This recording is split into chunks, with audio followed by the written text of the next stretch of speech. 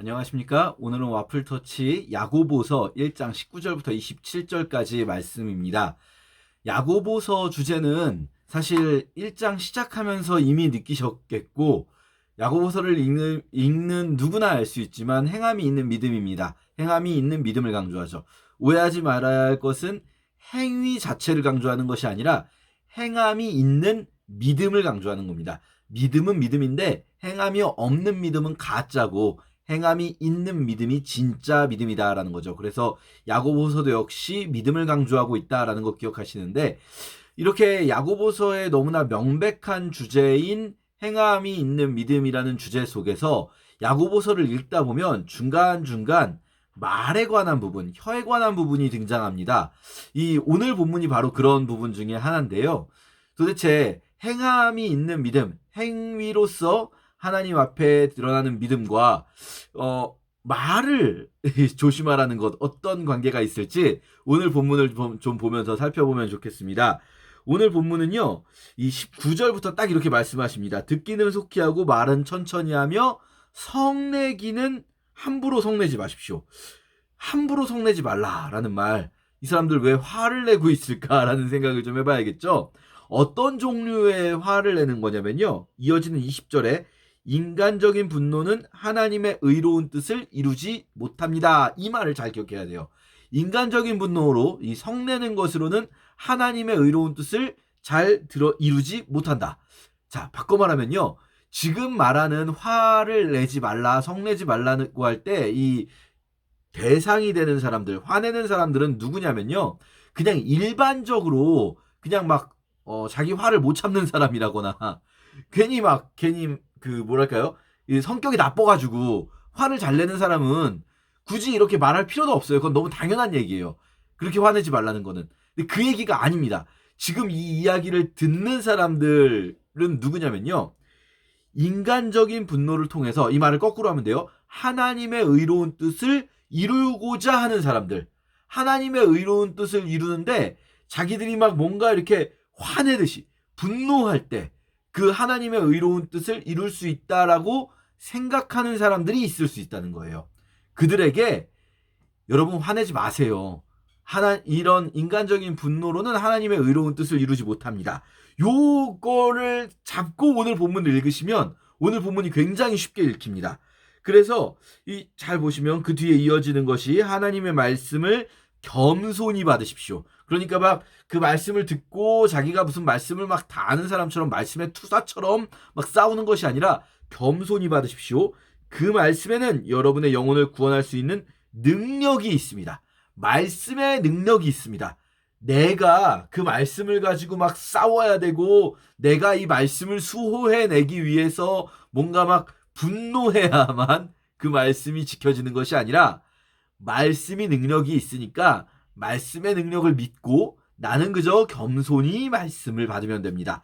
그리고 그 말씀을 누구에게 적용하는가? 나에게 적용하는 거죠. 왜냐하면 그 말씀은 나를 구원하는 능력이 있는 말씀이다라고 말씀하십니다. 그러면서요, 이제 22절부터 원래 야고보서의 주제였던 실천의 문제가 다시 이야기됩니다. 실천을 하십시오. 실천을 하는 것이 진짜로 지키는 겁니다. 라고 하면서 25절에 이렇게 말합니다. 자유를 주는 완전한 그리스도의 법. 자유케 하는, 온전케 하는 온전한 율법. 자유롭게 하는 완전한 그리스도의 율법. 이게 야고보가 지금 말하고자 하는 굉장히 중요한 포인트예요. 야고보는요, 사람들이 법을, 하나님의 뜻대로 살아가는 것을 자칫, 야, 우리가 행위로 구원받는 거 아니잖아, 믿음으로 구원받는 거니까 이 거추장스러운 하나님의 뜻, 이런 것들, 막 뭔가 율법 이런 것들 지키는 것, 행함, 이거 얘기하지 마, 이게 중요한 게 아니야 라고 하는 것에 대해서, 그거 아니야 이렇게 말하고 있는 거죠. 물론 무슨 막 이 율법을 문자적으로 지켜서 그 바리새인들처럼 그렇게 하는 것은 옳지 않습니다. 그렇지만 진짜 하나님의 뜻 안에서 살아가는, 하나님의 법 안에서 살아가는 자들에게는요, 이 법이 억지로 하는 것이고 거추장스러운 것이 아니라 오히려 법을 지킬 때 자유로워지는 거죠. 여러분, 게임 같은 거 할 때요, 이렇게 룰을 지키는 게 그 게임을 재밌게 할 수 있는 방법입니다. 축구를 하는데 왜 발로만 차야 되냐? 손을 쓰면 얼마나 편하냐? 이 손도 못 쓰게 하는 이런 부조리한 비합리적인 룰을 왜 지켜야 되냐 하면서 남들은 다 축구하고 있는데 손으로 공을 들고 뛰면 어떻게 되겠습니까? 게임이 재미가 없어지겠죠. 그리고 그 게임은 결국 망쳐버릴 거예요. 재미가 없을 겁니다. 하나님의 뜻 안에서 자유케 하는 온전한 율법을 따른다는 거 바로 그런 거죠. 우리가 하나님의 뜻대로 살아가는 게 진짜 하나님 마음에 이렇게 합한 자이고 진짜 하나님의 은혜 가운데 구원받은 자라면 그게 막 싫은 게 아닌 거예요. 하고 싶어서 하는 겁니다. 그래서 이게 행위로 구원받는다는 것과 다른 개념으로 행함이 있는 믿음으로 구원받는다는 거예요. 행함이 있는 믿음이라는 말은 뭐냐면요. 억지로 행하는 게 아니라 이 믿음을 가진 자는 이 행함이 너무 기쁜 거예요. 너무 좋아요. 자유로워요. 이 행함을 행할 때 오히려 이 주님의 말씀을 행할 때 더 자유로운 거죠. 이걸 해야 된다는 거예요. 자, 그런데 다시 26절에 이렇게 말합니다. 누구든지 믿는다고 하면서도 함부로 말을 내뱉으면, 자, 여기서 중요합니다. 이제 이 앞부분에 말하는 것, 화내는 것, 이것과 실천하는 것, 이 두 개가 연결되는 것이 26절이죠.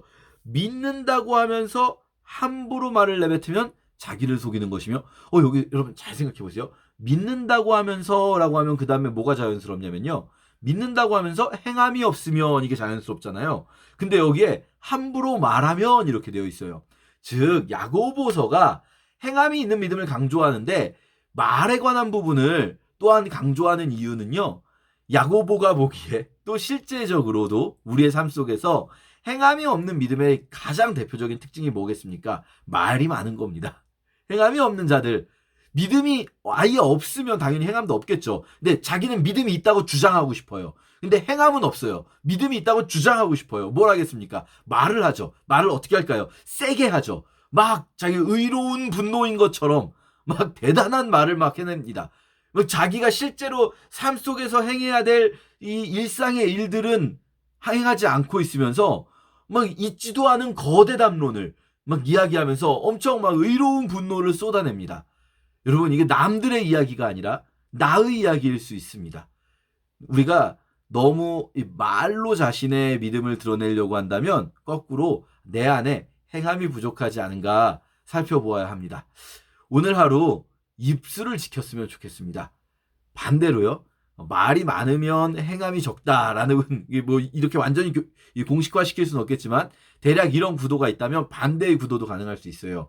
우리가 입술을 지킨다면 우리의 믿음은 행함으로 점점 더 드러나게 될 거예요. 우리 안에 있는 이 믿음의 씨앗이 우리가 입술을 지킬 때 행함을 통해서 열매 맺을 줄 믿습니다.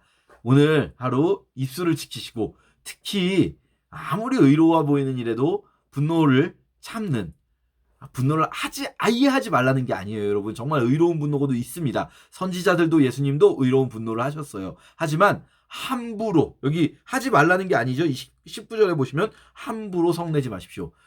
오늘 하루만큼은 정말 분노하지 않고 하루를 살아보시고 입술을 지키고 말을 적게 하고 행함을 가져가 보는 여러분 되시기를 축복합니다. 감사합니다.